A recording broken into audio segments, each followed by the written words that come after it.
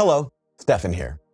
Back in 2021, I experienced something personal which disrupted my life for the better. However, despite the unparalleled goodness which came of it, my actions rippled out to affect those closest to me. Thankfully, this all led to me discovering a map to finally help me get better, find meaning, and find peace. And in so doing, help those closest to me too. As fate would have it, the pain I'd been experiencing was trying to speak to me, to urge me to get help in the best ways it knew how. See, for far too long, I genuinely wanted to die, and it was more than a passing thought. I lived with these competing identities, voices, impulses, and thoughts for years without the care I needed because, like so many people out there, I was misdiagnosed time and time again. Thus, a very happy accident resulting from the disruption of my mental health crisis was an accurate diagnosis of borderline personality disorder. Part of the intention of this show is to unpack what the diagnosis means, what it means for the people affected, and what it means for the people who love a borderline. Along with talking about the diagnosis itself, I will also share as much as I can about the therapy I received, called dialectical behavior therapy, which is a proven treatment for borderline personality disorder, among other diagnoses. Up until this life-changing experience, I was living in a lot of pain. My self-harm behaviors and other self-destructive tendencies created a personal hell for me and my partner. A loop of destruction, abuse, regret, and shame with no clear understanding as to why it was happening, or even for a while, how it was happening. Friends do the best they can, and I am lucky to have the best of friends.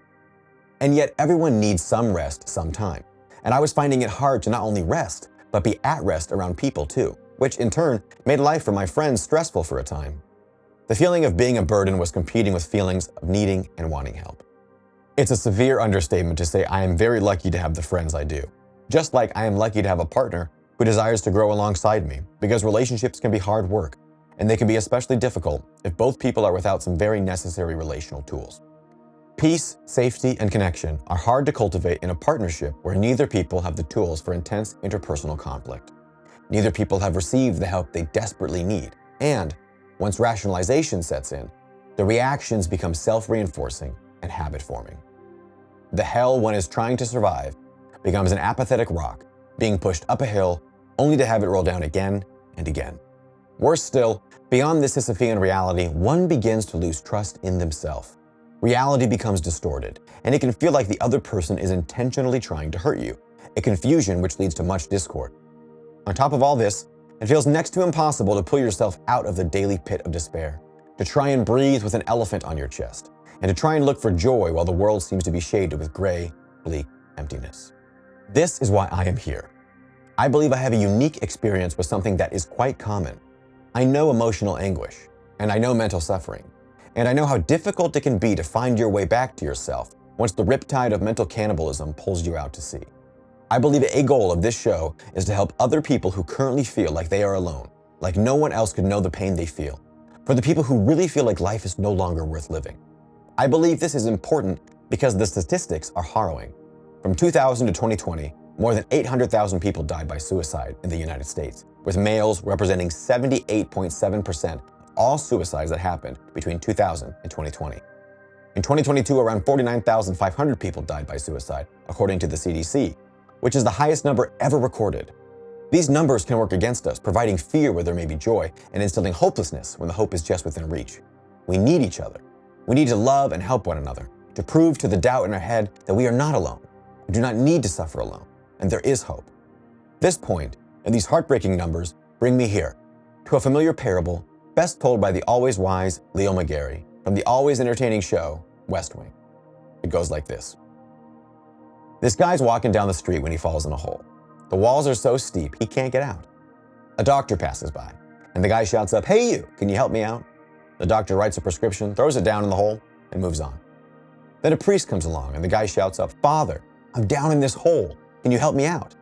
The priest writes out a prayer, throws it down in the hole, and moves on. Then a friend walks by. "Hey Joe, it's me. Can you help me out?" And the friend jumps in the hole. Our guy says, "Are you stupid? Now we're both down here." The friend says, "Yeah, but I've been down here before, and I know the way out." Unfortunately, this show cannot be your closest friend. I wish it could, but real friendships are out there beyond this screen, and it should be noted up front that I cannot do this show without the friends I have in my corner. We all need friends, people who we trust, who we can connect with, and feel safe and seen with. I hope friends come into your life who lift you up, make you better, and love you without judgment. Beyond friendship, it is my hope for this show to be a resource for those without access to care, and a reminder to anyone who feels alone in their mental suffering that there are people like them who found help and are working to live a life worth living. My goal is by sharing everything I learned from dialectical behavior therapy and by sharing stories of both failures and successes. We can all connect, grow, fail, succeed, and heal together. Mental illness and the suffering which accompanies it like a tiny fish on the belly of a whale shark can be like a deep pit with walls that seem so steep there's no escape. But the good news is there is a way out, and not just one, countless ways. When it comes to this pit, this show is my way of jumping in with you.